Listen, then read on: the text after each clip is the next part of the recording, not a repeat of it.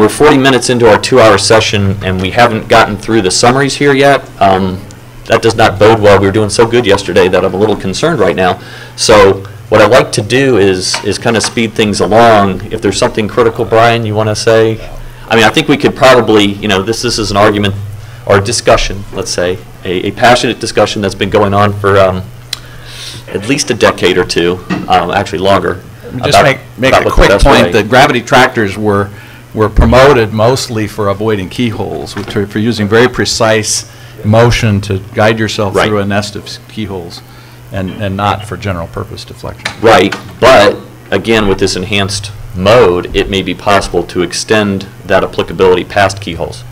Well, the amount of mass that you need to pick up is much larger than the demonstration that's been proposed, which is pick up 20 tons, which really doesn't do you much good. You need to pick up 1,000 tons or tens of thousands of tons. Well, again, we have to remember that this is a demonstration of techniques. It doesn't have to be the final actual implementation, and certainly... Well, but if it's not really relevant, no one questions Newton's laws. Okay, so I'll just comment that 20 tons is not necessarily the maximum that can be picked up. Upward of 200 tons can easily be picked up with the ARM or the ARV spacecraft as it's currently proposed. Now, whether or not you can get that back and return that as part of the ARM, that's another issue because of the target selection. But in practice, you know, 20 tons is by no means the limit. Okay, well, you use the term easy, and I need to react because we've been working on Comet surface sample return for all of my career, and no one thinks that's easy.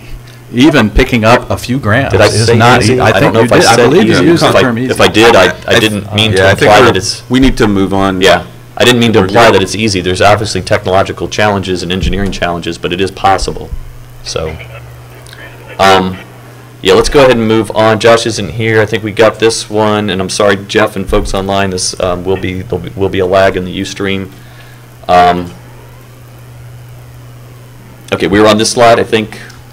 Yeah, and the reason I originally came to the mic was not so much to fix slide 2, which sort of started some crazy cascade here, but and we don't need to do it now, but the general focus of that presentation was on the OSIRIS-REx incarnation of a low-cost deflector. Should be somehow captured there. Okay. Don't do it now, but.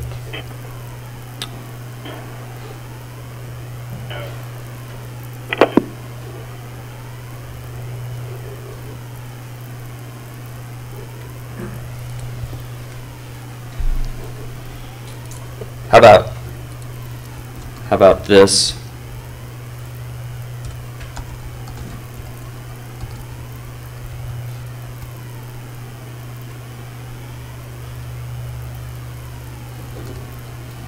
How about implemented for a large near-Earth asteroid using the ARV as the observing spacecraft?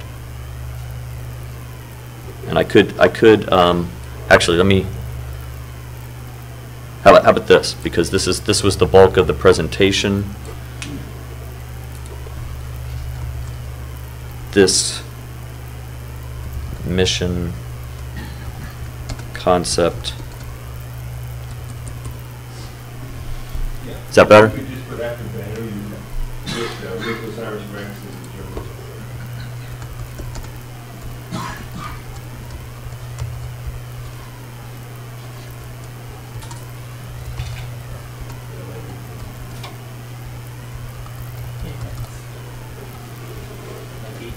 Does that work?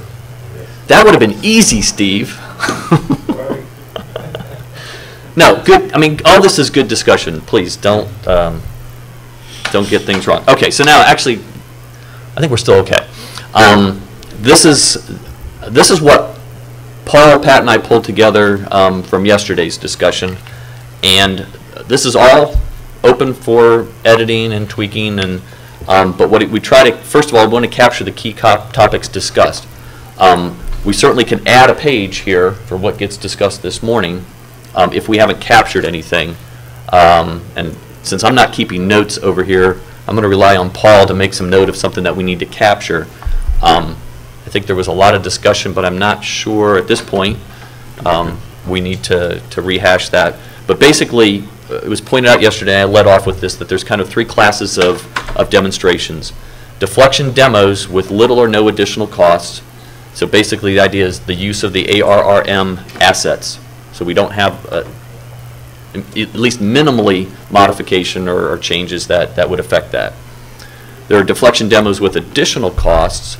Those, for example, would be a kinetic impact, solar collector, microsatellites, etc. Things that are not currently in the planned approaches and would result in some incremental cost. It might be small, it might not be that large, but it would be something. Maybe a little, the first one says little or no, so the emphasis there is really on minor. And then the third class of demonstrations, and maybe I should qualify this, presented, just to be completely clear, were demonstration of devices that are applicable to future planetary defense approaches but are not deflection demos based on the ARRM concept. So, for example, a transponder right now is not in either of the ARRM concepts, but could be applicable to planetary defense if we did decide to incorporate one. Second bullet captures Andy's comment, and I think we can all get behind that. There's potential to combine approaches and techniques to provide a more effective or comprehensive demonstration, if it makes sense. In order to implement deflection demonstrations, analyses of the time required to develop necessary technology should be performed with respect to any impacts of the overall ARM mission budget and schedule. And I don't remember who stated that yesterday, but I want to make sure, I hope we captured that accurately. I think that is what was conveyed. Makes sense. We don't want to stick something in the ARM mission that ends up causing a programmatic issue, problem, slip, additional cost, etc. So impacts on instead of impacts on. Yep. Thank you.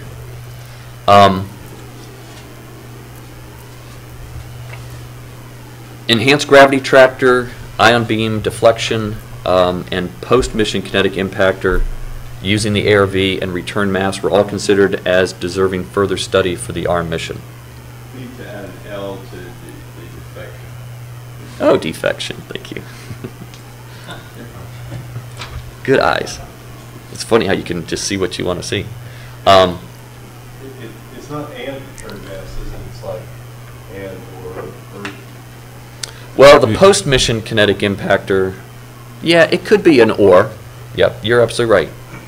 Or maybe, well. Yeah. With or without. Yeah, right. Good catch, because we could. Or and perhaps the return. It's always the ARV probably, but it wouldn't necessarily always be the return mass. Yeah, that. About that. I should be able to get this back up a little bit. There you go.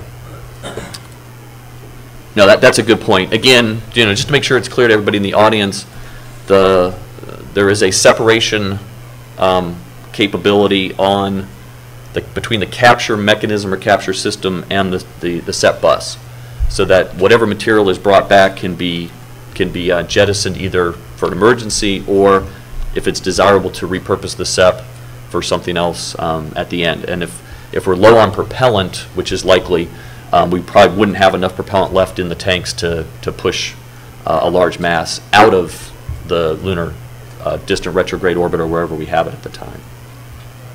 Okay.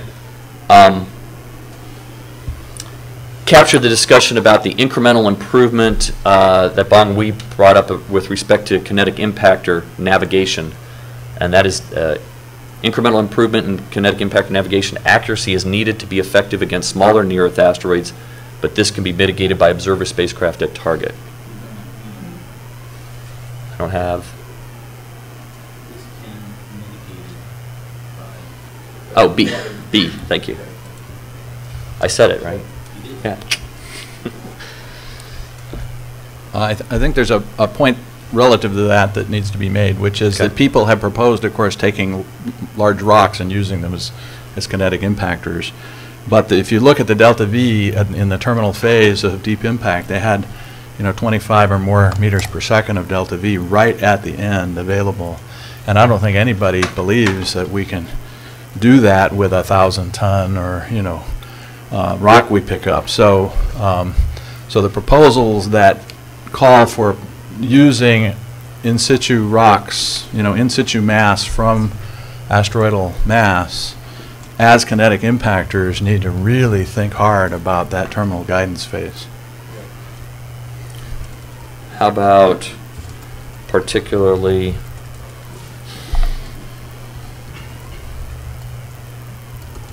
for mass augmented impactor? So, for example, 500 plus tons? I think Brian's absolutely right that's a very difficult problem engineering-wise for using the asteroid as a projectile. On the other hand, I think, and I'd like to know if Bongwi agrees, this is something, a technology demonstration that is the terminal guidance, rather than a technology development.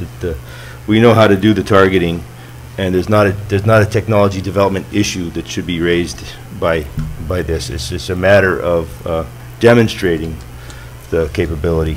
I don't think there's a development issue. So that as it reads right now, it looks like we're not sure how to do it. I don't think that's quite right. Okay. Yeah, I agree that somehow the navigation guidance or targeting issue is a demonstration, whether we can do it or not. Also, for the realistic situation, we will not have observer satellite rendezvous and waiting for impactor. So somehow we have to adjust it depending on, are we talking about flight a demonstration or technology to be used in actual situations? So. Yeah, but that's still not clear. We could end up having an observer spacecraft. We could have a very small satellite that's sent out beforehand that helps provide accurate orbit knowledge so that we can improve the accuracy. It may be critical to have that. Again, depends on warning time and when you apply it. So, if I restructure this as sub-bullets, does that make it better so it's not all in one thought? I think the key, and maybe here, what Bongwi was bringing up, tens of meters. When he was saying it, is we did. But as it's written now, Use the microphone, Steve, sorry. I read it to say that we need technology development, and I don't think that's right. So I would just say that demonstrating improvement is needed, not developing. There are a lot of folks who think that we don't know how to do this, and I don't think that we should be reinforcing those misconceptions. Okay, so how do you suggest to be worded? Demonstrate improvement? Or demonstrated improvement? Demonstrating the capability. Yes. Yeah, right, demonstrating capability. Yeah, right. For higher accuracy. About demonstrating adequate navigation accuracy. That's great. Demonstrating adequate navigation accuracy for kinetic impactor. Who's this? For kinetic impactor against smaller NIAs, that might work.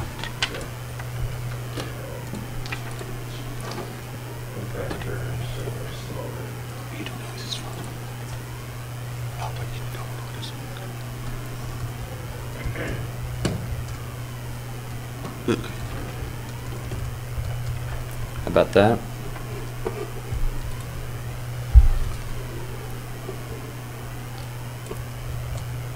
And Dan, got a comment on the second sub-bullet there where you're editing right now. Okay.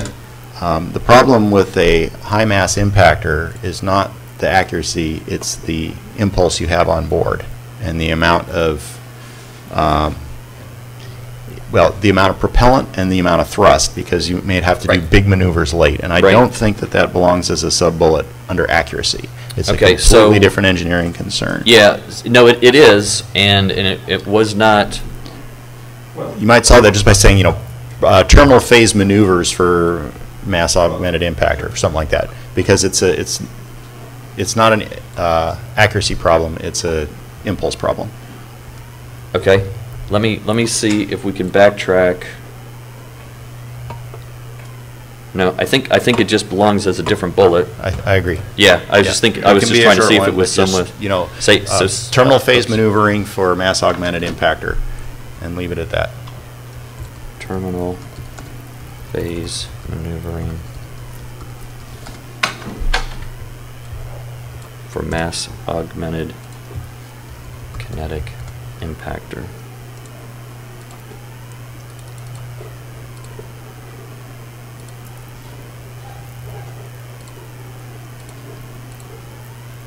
What size?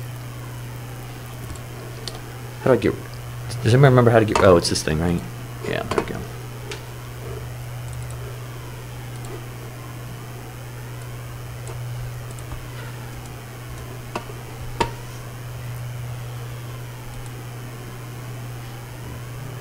Okay. I'll clean this up. All right. Let me pull this down a little bit, see if it gets bigger. All right. Comment? Go ahead. I'm sorry. On the first bullet, the first sub-bullet can be mitigated by observer spacecraft at target.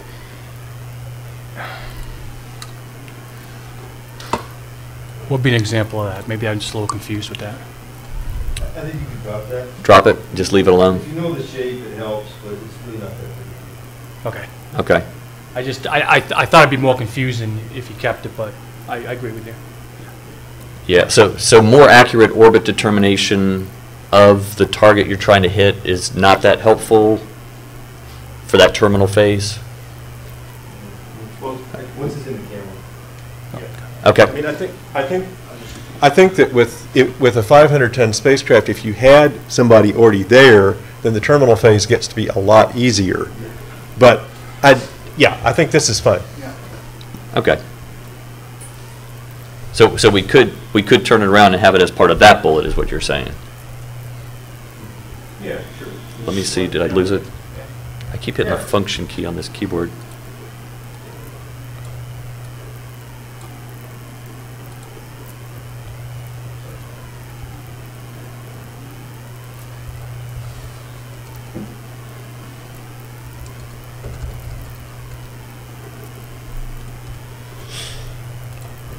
Okay. I think I can do this. Okay.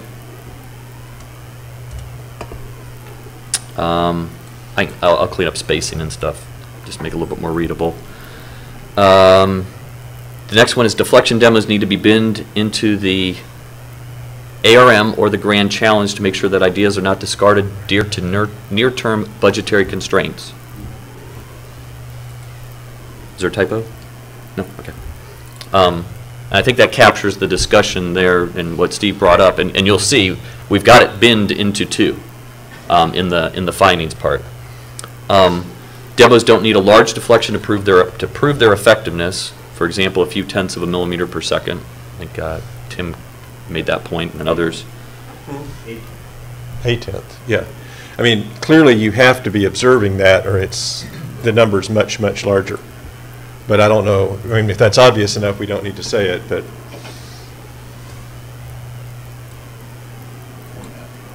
How about? Right. You're basically saying it has to be enough. Well, no, you have to be there to measure. If you're not. Use the microphone, please. Yeah, if you're not there, then that number is much, much larger. So. Well, it is. They've hit it. The spacecraft went away, right? It's not a very good demonstration. If observing spacecraft, how about? Well, actually, you do. If you miss, then the spacecraft's still there, and you can download tons of telemetry and say, "Oops," But if you get a glancing blow, then you don't know why, and Dan, how about that? Sure. No, that's a very good point.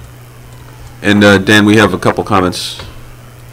Some we may have addressed these, but I wanted to couple comments from people online. Okay, good. So Rob Mueller asks, please tell Dan to capture broader planetary defense ideas under the grand challenge, even if they don't meet the ARR mem. So I think we're doing We that. got that. And then another one from online.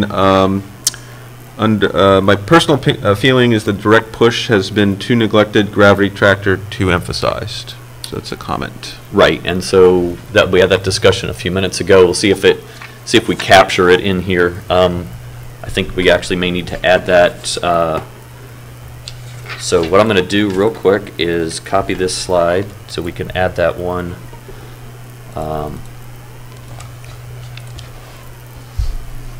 It's interesting how you can't use a keyboard that's a little bit different than your own. Okay, so we're going to go up to 3 of 3 on key topics discussed, and let's capture that one right now. And I apologize to the folks that are online. Sausage making with PowerPoint is probably very painful with a 15-second delay. So let's capture that. Read me that one again. This one was the direct push has been too neglected, gravity tractor too emphasized. So I think just some emphasis or some acknowledgement that direct push needs further analysis or further investigation. What is direct push in this case? Is that the ion beam, or is that the anchoring and thrusting? I'm not sure what it means. I think it's not clear from this, but it could mean all of those. So I would take it to mean direct interaction with the surface, which is another point that we had down here. Yeah. How about let's call it out, and if whoever online made that comment, I would leave it like that, Dan, just because I think that's my interpretation of what they mean. Yeah, unless we hear otherwise. So I'm going to say approaches. Let's be explicit here. Deflection approaches that utilize direct push by interacting with the NEA surface need further assessment to determine their effectiveness.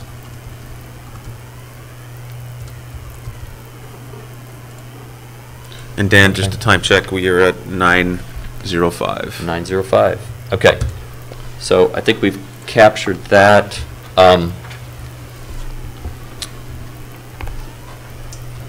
right, going back to here, captured the comment that planetary defense demonstrations can be performed on very small, less than 10-meter NEAs, but they are more applicable to larger 100-meter plus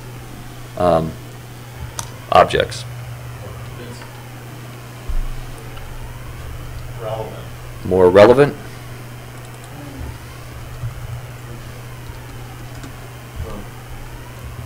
More needed. Well, I think relevant's the right word. If I mean our current understanding is that below quote unquote 30 meters or 20 meters, typically they're not a threat. So, and Chelyabinsk may be that example of that unique such and such a sigma event that size caused a ground effect. I mean, you could just say, but actual threats are larger NEAs. No, I think I like the wording the way it was. because that's is that a telecom line we got? So, we just lost? Yeah, we lost. Okay. so Okay. So Dan, the clarification was, direct push equals anchoring and thrusting. Okay. So I think we captured that. I think we got it. I think Okay. interacting with the master's. Is this where you want to capture sort of other? Can you use the microphone, please? Sorry, people online. Yeah, hang will on. not be- Let me do this last one on this page, and then we'll go to the new page, and then we'll get. I think after that we've got findings. I got findings and nuggets, and we can walk through that. But no, go ahead. Go on, microphone. Let me just do this one real quick. So I captured 3 other ideas that were discussed. They were just kind of mentioned. Not a lot of discussion, I don't remember if it was you or Andy or a combination, but an ESPA-based SEP module as an idea, use of the launch vehicle upper stage for impactor mass, Yep. and solar sails for passive deflection. But there's just, there's no meat on those bones. Well, there's a few other things you could do. For the impactor, you could have subsats, CubeSat-like, that you could have some delta V and send them out ahead of the main vehicle and use that to refine, sort of like they do with phalanx. They have tracers, and you refine your trajectory based on the success and the of those. For kinetic impactor? Yeah. So I think we kind of answered that. Okay. We probably, if we were going to do a kinetic impactor to a target with a certain orbit knowledge, that we wouldn't necessarily need the observer spacecraft or some recon satellite to help that. Well, this would be subsats on that satellite. Anyway, don't worry about it. Okay. I'm trying to understand. It could be useful in some cases, I suppose, but. Yeah, but it's not necessary. So I think situational awareness, observation, PR, all that is always good to have. So I think that's kind of understood. If you could come up with a concept. James Cameron was going to do this mission to the moon, and he insisted that there be two satellites, two landers, one that was the actor and one that was. Absolutely, as any good director would do. Yes. You want it on film. And JPL has a requirement that you have telemetry all the way in, and so you basically want to have confirmation anyway. Yeah, I didn't come up to make that comment. I think that's probably in the weeds here in terms of the bigger picture. So we've got this last key topic that we just added, and let's.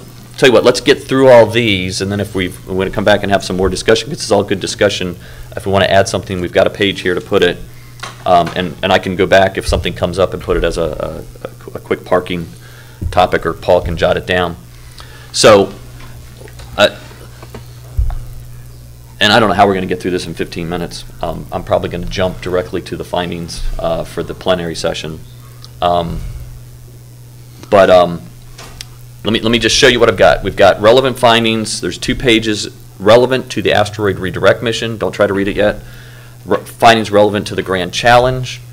And then I've got 2 pages of nuggets that I pulled out, just things that that I put down in my notes.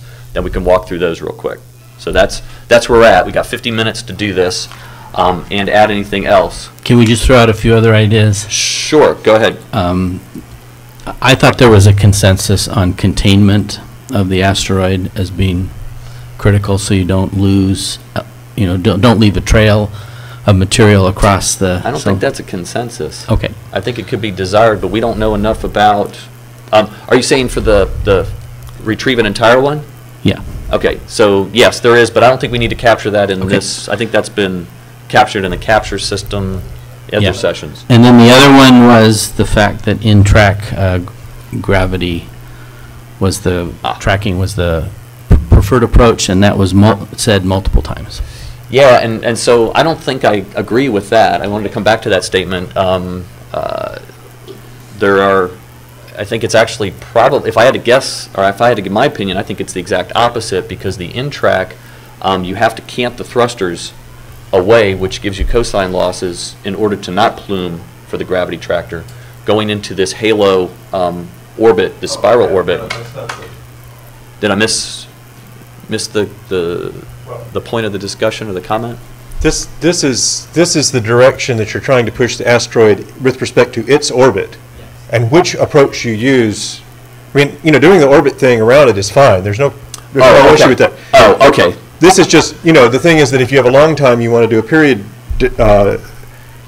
change. If you have a short time, as you said, you can move it sideways, but generally that means you're doing an impactor anyway. So for slow stuff, you generally always want to do period change.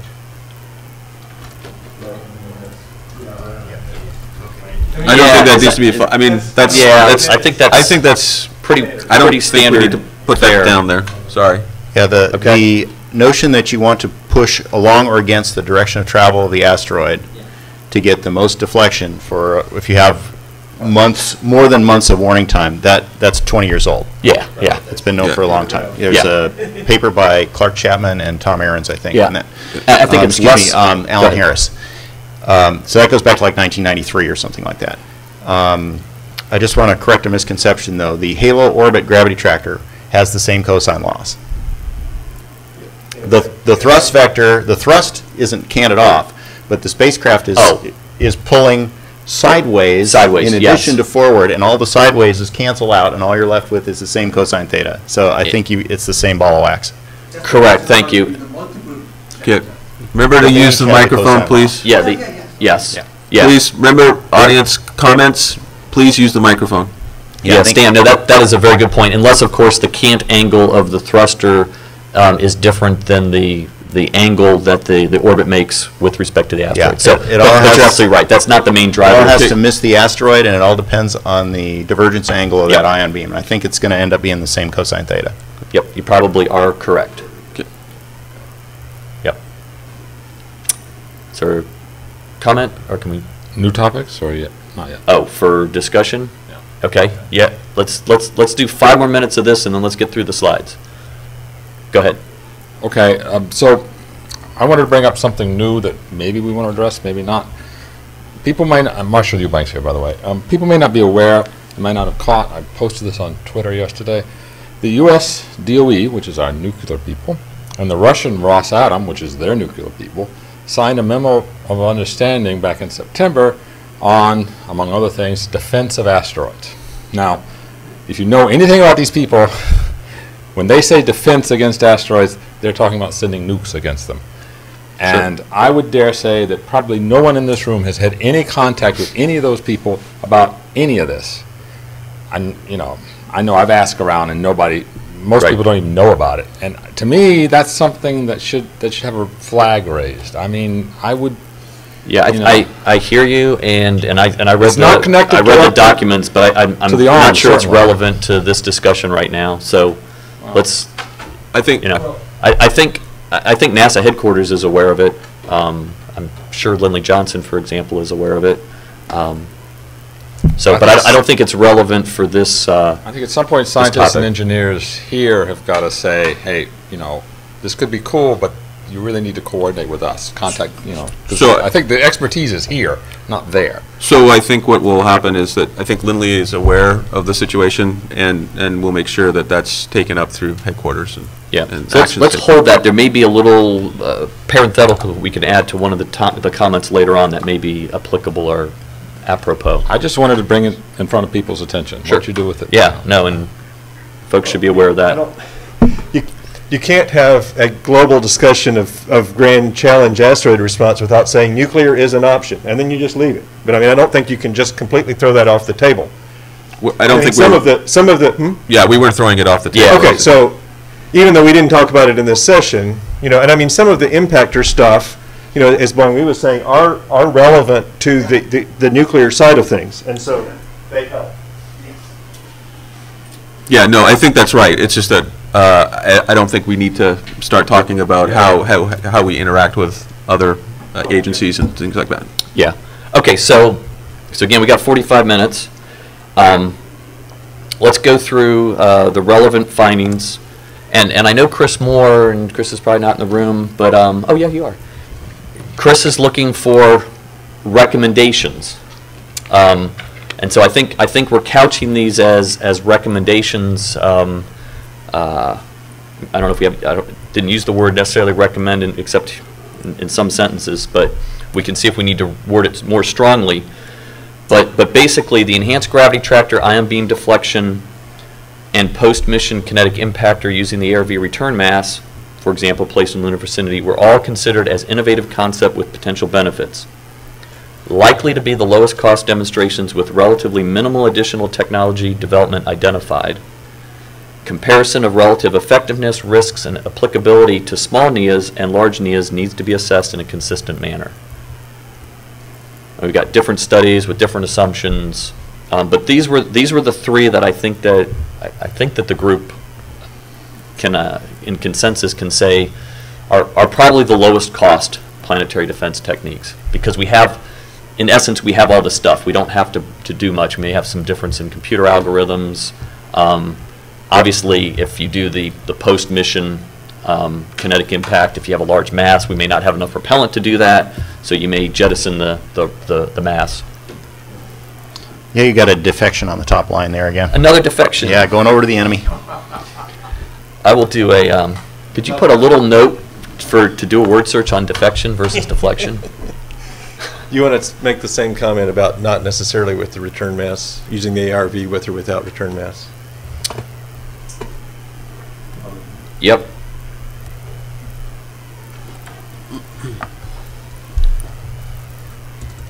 I'd just like to point out that of the three options there, one is relatively easy and two are relatively difficult. And so I'm not sure lumping them together really makes sense. Picking up tons of mass is highly non-trivial.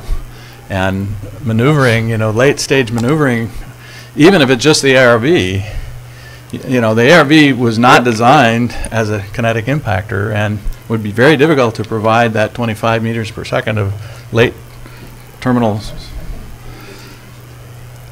Well, we got 22 Newton thrusters right now, which is not enough to really do that job. So the ion beam deflection is a straightforward thing to do. The other two have serious risks that would need to be addressed. Yeah, so that's where I think the comparison of relative effectiveness, risks, and applicability captures that. Well, that's a soft way. I mean, all three sound co-equal in the main bullet, and then you go, oh, well, and we need to look at risks, and that's not really true. Well, I hear you, and I get that's your opinion. I'm not sure that we got enough data on the ion beam deflection at this point to know all of that. For example, and collecting a multi-ton boulder, how risky is that versus capturing an entire small one? There's a lot of risk in there that has to be understood further. So I don't think, I'm going to open it up to the floor, but I don't know that I heard enough that would necessarily isolate the ion beam deflection as the #1 approach. But it's certainly ripe for demonstration. It looks pretty impressive on paper, and then it's a great demonstration topic. I think maybe what's sticking here is the word minimal in the first sub-bullet. That I don't know that that's necessarily true for enhanced gravity tractor if we're trying to collect a lot of mass. But if it's part of a pick up a boulder, perhaps it's part of the baseline, and the kinetic impactor using the ARV without the returned mass is certainly modest. I think the one big technological gap there would be having enough mass on your ARV with the massive asteroid. Yeah, but what if the mass of that ARV is, instead of 10 tons, is 50 tons or 30 tons, not 500 or 1,000 tons?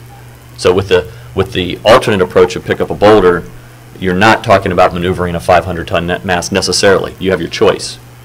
So again, trying to capture both approaches in there, I thought it left it fairly agnostic and not choosing, since I don't think we clearly have a good apples-to-apples comparison at this point based on the RFI responses. I think they're all worthy of further investigation. I mean, I guess I would say that, to my mind, ion beam deflection demonstration is a slam dunk. Everything else has, minor issues with it that need to be explored. But ion beam deflection, I think, you can motor up to the thing and just do it. And I don't think there's any issues there that people are generally worried about. Okay, so I'll give you the issue actually for the alternate approach why we have not considered it so far. And that is because of our desire to minimally affect the ARV, which right now does not have opposing thrusters. And for a large asteroid where you're doing a boulder pickup, you have a series of slewings that you have to do. You don't have the ability to maintain position for the ion beam deflection maneuver. So for the alternate approach of pick up a rock, it is not a slam dunk. And since we are already picking up a rock, it's not as clear cut. For the small guy, for returning an entire small one, it may be a slam dunk. Well, it is, because there is no choice to pick, well, I guess, no, there is no choice to pick up part of it and do the gravity tractor there, except with the spacecraft itself, the enhanced gravity tractor. I just want to make a quick comment. I think it's my personal view, ion beam deflection concept approach was somewhat oversold without any technical evidence, and that vehicle concept has nothing to do with ARV. Am I correct or wrong? Ion beam deflection concept, approach, satellite, whatever, is not related to ARV. Well, the ARV, because of the fact that it has an ion propulsion system, I know, then it can it should be called SEP. We are here to talk about possible application of asteroid redirect vehicle. That's our scope here. Right, and with the current reference ARV, we can demonstrate the ion beam deflection. Right. Yeah, so I think that statement is exactly wrong, which is to say that you can do a very nice demonstration. You have to thrust on the asteroid for a period of time of order an hour before you get too far away. Then you do a flip turn and you thrust in the other way for about an hour, and then you do it again. And it's, Right. that's not that difficult to do. Furthermore, at this stage in the planning, you could put the collimated gridded ion thruster that John Brophy described yesterday as part of the mission, which would add cost and mass. But, without, it's relatively minimal. So in the Right, so we have in keeping not, with your term relatively minimal, those thrusters exist. They've been developed. They're not really a technology risk. so I'm missing the point, Brian. What do you want me to? Well, you made the point that these maneuvers that would allow you to use the single thruster of the existing baseline arm vehicle, to do the ion beam deflection. We've looked at that, and I just believe that's not true. And you've looked at that for a large target as well as a small one? Well, Again, right now, there are two approaches on the table, so I'm trying to be encompassing of both of those approaches. 2 newtons of thrust, if you have a huge asteroid, 2 newtons of thrust is not going to help you, but it's going to be a lot more than a gravity tractor. Well, we've done some quick calculations based on the duty cycle and that maneuvering around, and it's not clear that it's better than the gravity tractor. For what size are you talking about? For a 200 to 300 meter class target asteroid with a given boulder size of, say, 20 to 100 tons. So I'm just saying that there are a lot of factors. Certain assumptions will lead you to one conclusion. Other assumptions will lead you to another conclusion. Because we have not done an apples-to-apples comparison, I think that this statement is actually fairly accurate. Yeah. Stan, can you go ahead? Yeah. Where we just go ahead. I'm just turning it on. I think you're. Is that better? Yep, There we yep. go. So just based on the text on the slides, I think based on the previous comment that you can demonstrate the ion beam deflection with the ARRV vehicle just by swiveling it back and forth. It's going to be a pain in the butt, but you don't have to change the design of the thing, and you're only going to have a less than 50% duty cycle plus maneuver time. But you can demonstrate the concept. And I think that as it stands on the slide, I think we've said what we want to say. Now, what I'm hearing is a lot of debate about which method is best. Right. And I don't think it's our duty to decide that. I think the statement that we're going to compare the relative effectiveness, risks, and applicability and let the engineering studies sort out which is best, I think the statement we have is good based on that. And I have no problem putting ion beam deflection first if that at all helps. I mean, that was just how it got typed in last night, so. I'd say it's alphabetical right now. Go with it. Okay. Yeah, Dan, I think we need to stay kind of agnostic about the solution. So I would suggest maybe consider it as valid concepts and then drop this first sub-bullet, likely to be lowest cost demonstration. But the next sub-bullet comparison is certainly exactly right. Okay, so we have how valid about concepts. innovative, valid Yeah, concepts? yeah. And then the lowest cost demonstration, I think that's to be proven. I think we might all agree with that, but what is the lowest cost? I don't think that adds any value to the point. The point is we've got more work to do on all of these. Yeah, well, I mean, the issue here is we had Lowest cost three different comparison to classes. what is kind of my issue. Yeah. Yeah, that's the point. The point is, right, and if you look at the next finding, other demonstrations that don't affect the ARV, such as kinetic impactor with the ARV observing at the large target NEA, at a large target NEA, are recommended if budget permits. So that is an example of an additional cost, because if you do bring in kinetic impactor, that's going to be an additional spacecraft that has to be costed. Yeah, but again, I'm not sure that's more or less expensive than a kinetic impactor that's augmented with, that's using the ARV as a kinetic impactor with augmented mass. Okay. I think that's in a kind of a different class than the gravity tractor or the ion beam. It may be in a different class. So okay, so comparison of relative effect cost. How about add cost into here? Okay. And then strike this bullet. There you go. Unless there is something, and we were trying to make the point that if we use what we have, and I can do it verbally, if we take advantage of the equipment and the development and the fuel that we have, then that's going to be the lowest cost thing to do. But again, we're talking about relatively small increments here. Right. So. Okay, just a time check. It's getting close to 9:30. So. Yep. So I went ahead and stated the second one. I kind of hate having single sub-bullets, but at this point I don't really. Thank you. I'm an engineer, not an English major, and I do that all the time. Okay.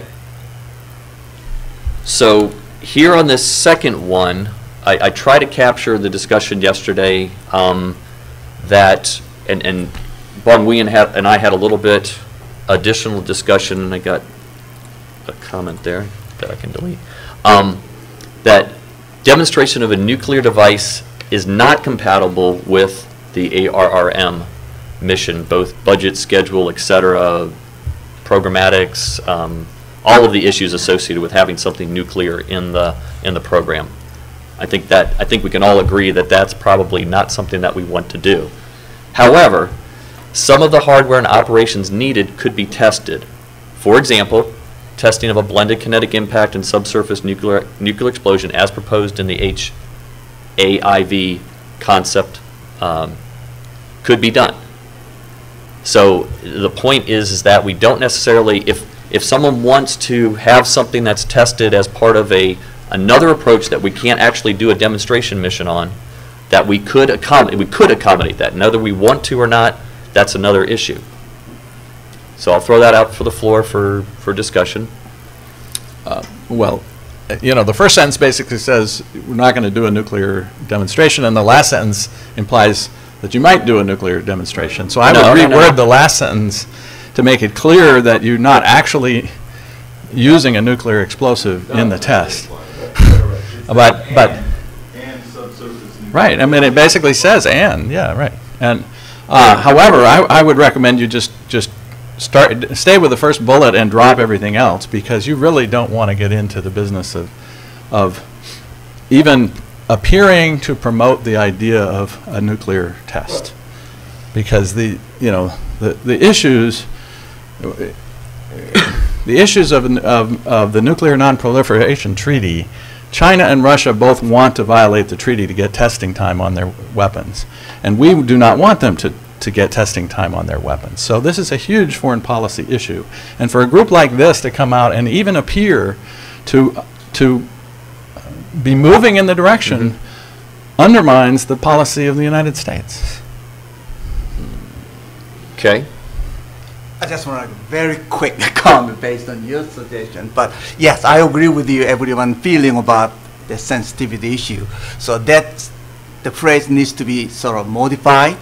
So all the concept we are currently studying is not to have actual flight demonstration using the black box device. So somehow we have to rephrase that. We will need to test everything except nuclear warhead. So we clear now? So that needs to be changed. All the concept, all the mechanism, timing, except the nuclear testing. Right, and that was the point Yes, of this, uh-huh. and considering the fact that we have a NIAC, NASA-sponsored NIAC study that's exactly doing this, Yes, that exactly. advocates, I mean, you could say we've already violated international whatever. We haven't done it because we actually, I mean, we haven't violated anything because we haven't Yeah, done it. we haven't violated anything. We don't have to worry about. That is the difference. Can you use the microphone, please, sir? So that's the difference. NIAC is. No, you have to use the microphone. They can't hear you online. So that's the difference. NIAC is a study. This is not a study. If you guys are advocating going to do this, then we're actually going to take hardware somewhere and do something with it. That is a problem. I think that you should drop everything from however down. Okay. Just drop it and you're fine. Yeah, Okay. that's okay. That's okay. That's fine. Yeah, that's absolutely fine. Jim, I completely understand that sensitivity. Oh, then that is very misleading. Then this group is denying the availability, that option. Look at the demonstration is not, it's not comparable, but demonstration of all other kinetic impact, guidance, navigation, technology, timing issue, everything needs to be flight tested. Steve, can you go? I think that the hardware and operations can be tested without, as an example, for ISIS, I've been talking with the Lawrence Livermore people who really would like to put a radar ranging timer on the spacecraft as a test, so Right. that they can determine whether or not they can trigger at the right time with enough confidence. And so that's a technology that really doesn't have anything to do with nuclear. So I think maybe the last sentence could be struck, but the middle one about however some could be tested is fine. For instance, testing timing and ranging devices is a big deal for these kinds of problems. Yeah, I mean, that was my feeling during the discussion, that, I certainly understand the sensitivities to the whole nuclear issue. However, we may find that it doesn't work, that and that it's not an option. So therefore, that's good to know, that we have to invoke something other than a nuclear approach to solve this problem. On the other hand, we may be presented with a short warning time impact where that is the only option. And I don't know, I think the nations of the world will come together and say, if we needed to do that, we would do that. So that's my personal opinion. I don't want to be a dinosaur. So I guess if you leave Steve's second sentence in here, I think you want to take out the word device. Demonstration of a nuclear planetary defense capability is not compatible with this mission, but we could demonstrate some hardware or operations. When you say device, I think that next sentence opens you up to all kinds of trouble. capability? Yeah. Okay. I knew this would be a hot button topic here. I knew it, but it was like, okay. Everybody, and again, I'm fully appreciative of all the comments here. I mean, this is a sticky subject.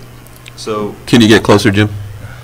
Thank you. He's the microphone pit bull. So I don't know if this is, I understand the intent of what you want to be able to include in this, but in the context of what we're trying to do, with international collaboration options and having this really be about human exploration and maybe science and planetary defense as secondary objectives,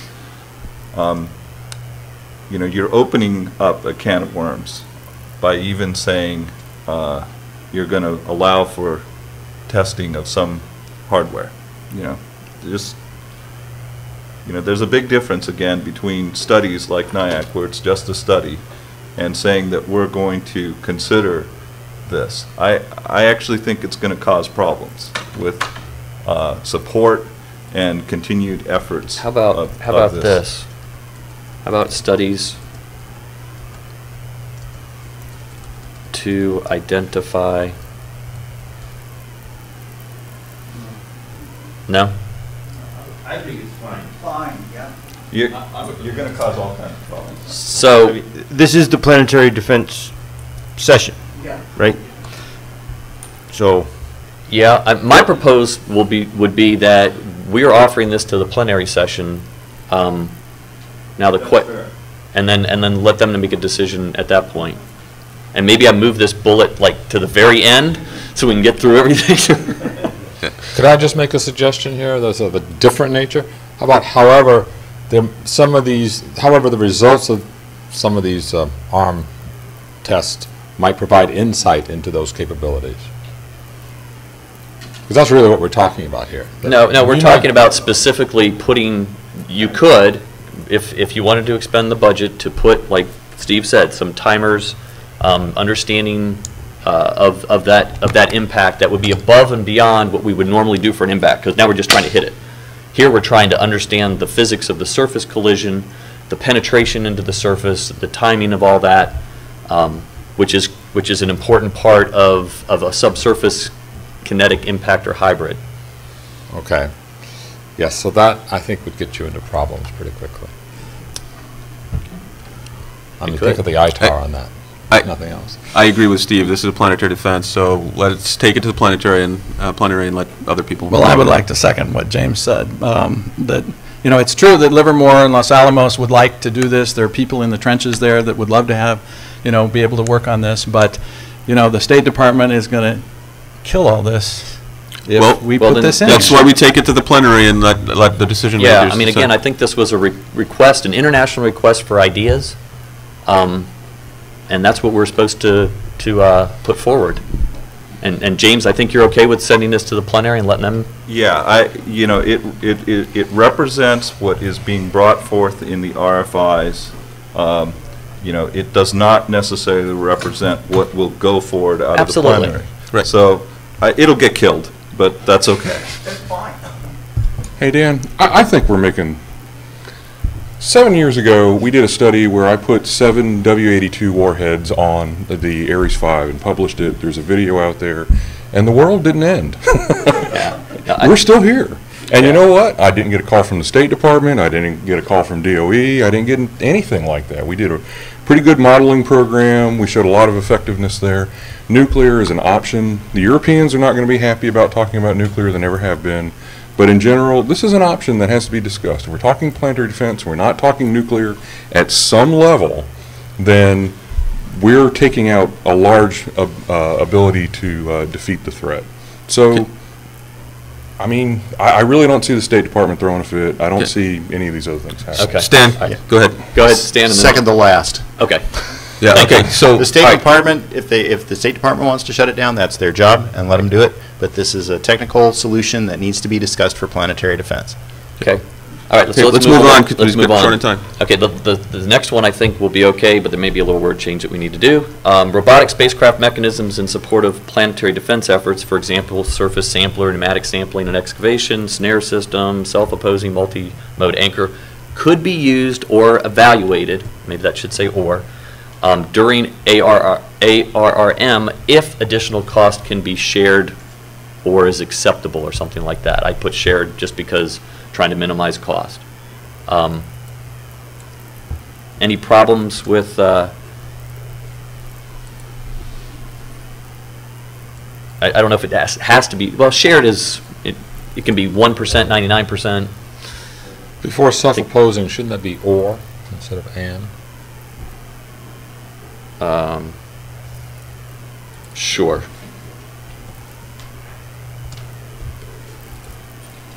Okay, and there's a sticky coming in.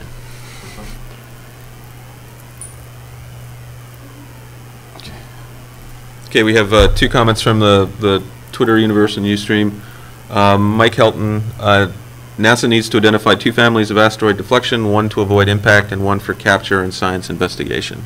And I think some of that we were yeah, already I think talking we've got about. that. And then from a Ustream comment is first is study, then is consideration for test, then is utilization.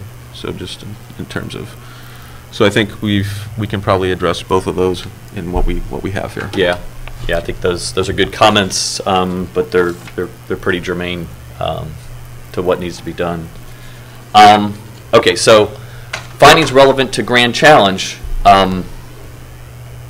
Many demonstrations, such as solar collector and use of in situ materials for mass driver or propulsion, could be important to addressing, and I left off the kinetic impactor. I can't believe I did that. Well, because we had already covered it before. So, but let me. I'm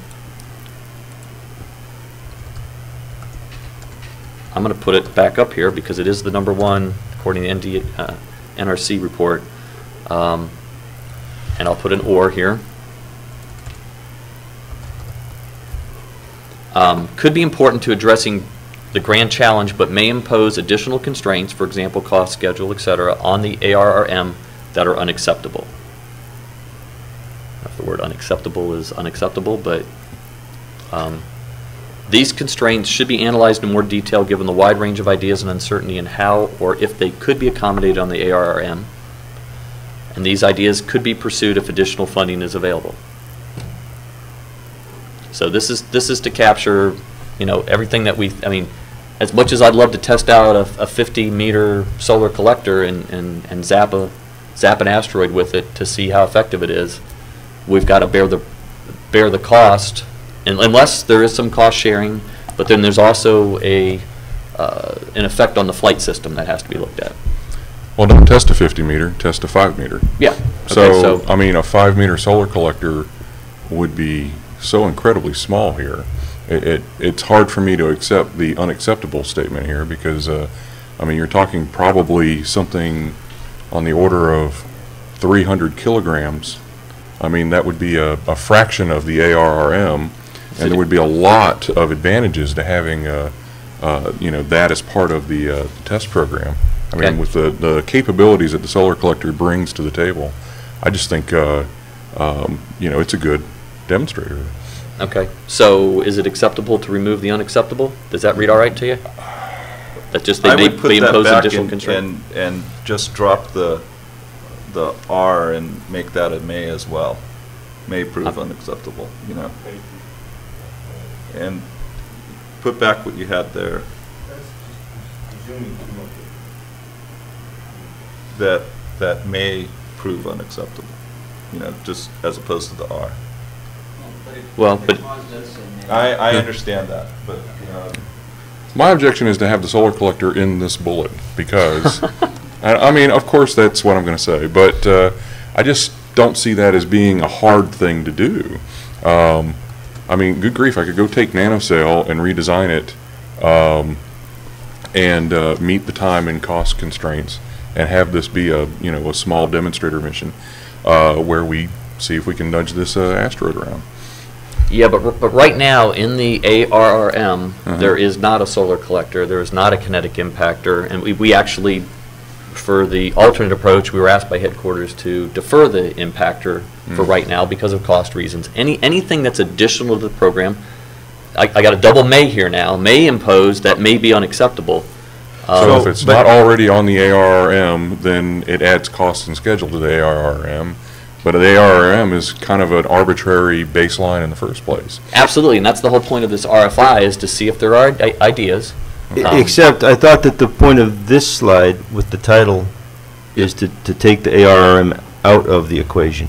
Well, is that not true? Well, the point with this is saying that if it's unacceptable on the ARRM, they are still important for the grand challenge. That's the intent. So why are we kind of, you know, using the ARRM as a litmus test here on this That's slide? the reason why they're falling into this category, because we didn't think they fit under the ARM findings, but we want to make sure that they're captured. So I could just we could just strike this under the grand challenge as a program. These are things that are worth investigation. Yeah, and I'm fine with that if we just want to do that. Well, Dan, instead of doing that, why don't you put another bullet on there saying, you know, there's recommendations from the root room to reevaluate the ARRM. Okay, so let's do. Whoops. No one likes that one. Huh? I think what Steve said is probably right. It eliminates the confusion. I know that's what we were trying to do, is trying to make it so that these were captured under the grand challenge and not relevant for the ARM. How about this?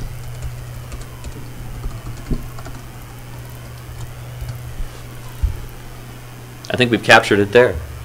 in the sub-bullets. It says they should be looked at to see if they could be accommodated in the ARM, and they should be pursued if additional funding, it could say additional funding or cost sharing is available. They could be guest payloads.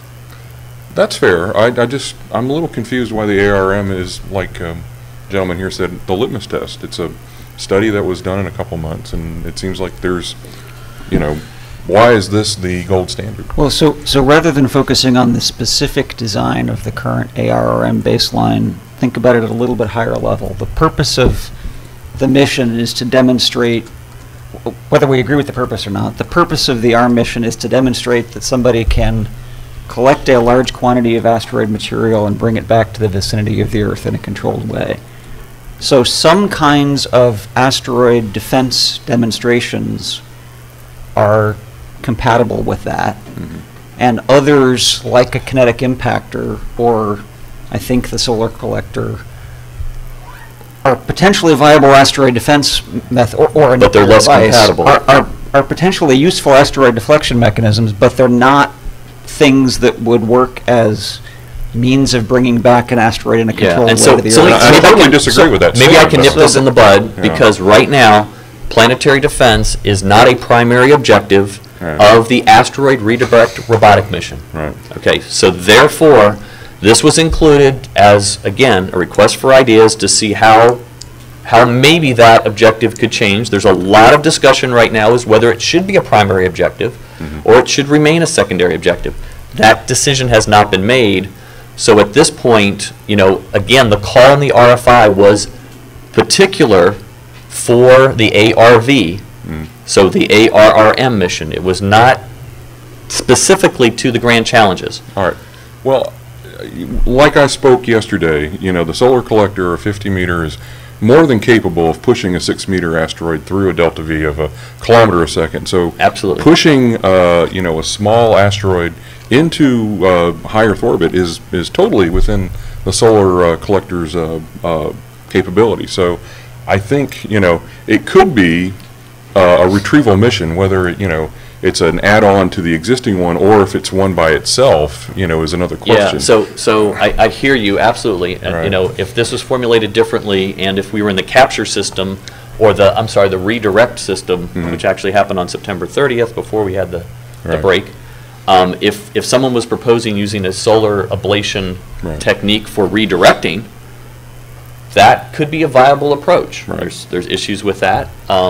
Well, since the last gentleman said that he didn't think it was useful for redirecting an asteroid into orbit, I just wanted to emphasize that I totally believe it definitely could be. Right. Hey, we have to move on, so stand real quick. Piece, I think as it stands, it addresses the last concern we heard. Okay, so let's move on. We only have 10 minutes. Yep. Okay. I think this might be easy, but I just want to capture these nuggets, and I can remove these. These are, they're not necessarily asked for, but I try to capture a couple of suggestions or thoughts that struck me that may have some applicability.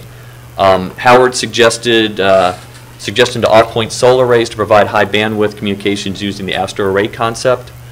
I don't know that we can do anything like that with the Megaflex, but that was kind of a nugget that I thought, because we're depending on the mission profile, high bandwidth comm would be very helpful, and we may have some pointing constraints. That's just an idea. So again, that's why I call these nuggets. Comment on that? Good. Howard's not here, so I guess we can go forward. Andy's up at the microphone, but I had put down, I'll just read it and then you can comment. Andy mentioned the concept of having SEP thrusters on booms so that some thrusters can be rotated to perform the IBD demonstration more efficiently. Could require more thrusters. It's not what I said. Not what you said? No.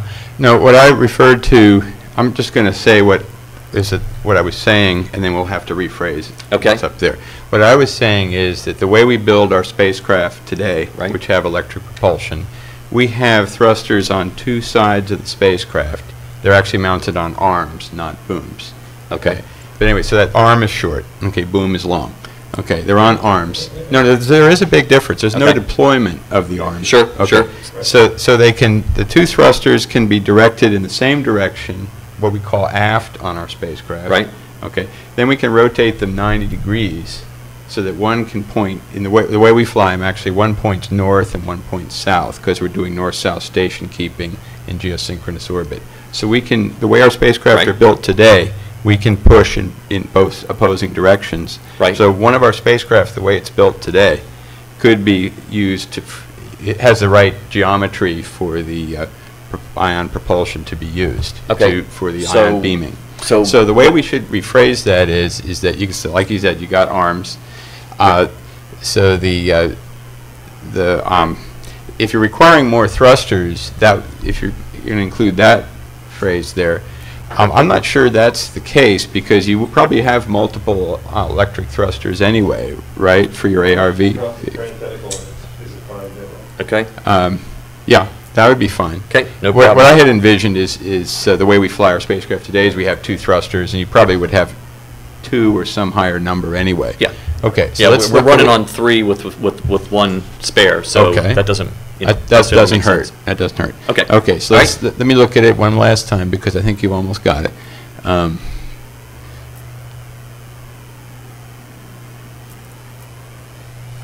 Yeah, that's okay. Okay. This is a concept that's come up many times. It came up again. Separable spacecraft concept to provide operations near a larger near-Earth asteroid, or I could just say a large. The one thing that to me is sort of missing here is the notion of having thrusters on arms is already a TRL. Maybe you put this in somewhere else, but it's TRL 9 because we already do it. It's not something new you have to develop, putting thrusters on arms. Okay. How about heritage arms? How about I'll just put it currently TRL 9. Currently TRL 9. Okay. Yeah. Okay. And again, I don't know that I'm going to read through these nuggets, but I wanted to have them available. The possible, so again, separable spacecraft, we've talked about that many times. It could be desirable, particularly for the large one. It could be desirable for the small one too, but it's an additional cost that would have to be looked at, and complexity, rendezvous or re-rendezvous, et cetera, but I think that's a nugget. Possible use of Earth-Moon L4, L5 points as long-term storage locations for use of ARV material, ARV plus material for future kinetic impact demo or actual planetary defense. I think Jeff Landis was advocating that we would actually keep it there and potentially use it. Whether or not that's realizable is another thing. Tim had the suggestion of leaving mass close to the NEA for the pick up a boulder. I called it pub approach now, because I think I want a beer after when we're done with this. But I think that has some potentially interesting merit. I don't know, keeping that mass close to the body could be beneficial. It adds complexity. It could reduce operational risk by keeping the spacecraft further away. Might introduce other operational risk. I would say tether/boom. Short tether/boom. Unless it's not. Well, no, we definitely need a boom here. Okay, and then again, I thought John Brophy's comment about via Andy Thomas' suggestion to use the IBD to slow down the spin of a small sub 10 meter size NEA to improve capture dynamics is. It's actually Andy Thomas via Brophy. Okay. I mean, I was just trying to give credit to Andy, parenthetical, via my. Okay. Why don't you just say Circa? Andy Thomas? How about circa? Per Andy Thomas? Yeah. Okay, there you go. Thank you. CubeSat to provide a low-cost transponder to test tracking capability for future monitoring of hazardous. Thank you. It's even red. Transponder to test tracking capability for future monitoring of hazardous NEA. Again, I think that's a good idea. Can we afford it? The ISIS kinetic impactor could be a very low-cost approach for demonstration on ARM. If it's been built already and we're flying another one, then it could be. I think, and Steve said that. And that's it. Do we have any more? No. Okay, we're good. Wow, okay. I didn't think we were going to get there, but what do y'all think? I mean, you know, in general, do you think we've captured what's been discussed here? I know there are dissenting opinions on some of the subtopics, but okay. With that, I think our chairs deserve a hand. thank you. And I'll put that right back to the whole group. I appreciate everything that you guys did, and Jonathan for capturing this morning, and I didn't thank Pedro yesterday to the group, and Pedro for capturing the online feed. And again, thank you to everybody that joined us in the ether, in the cloud. We appreciate it, and thanks very much. And thanks for our AV support. And thank you to the AV folks. Thank you.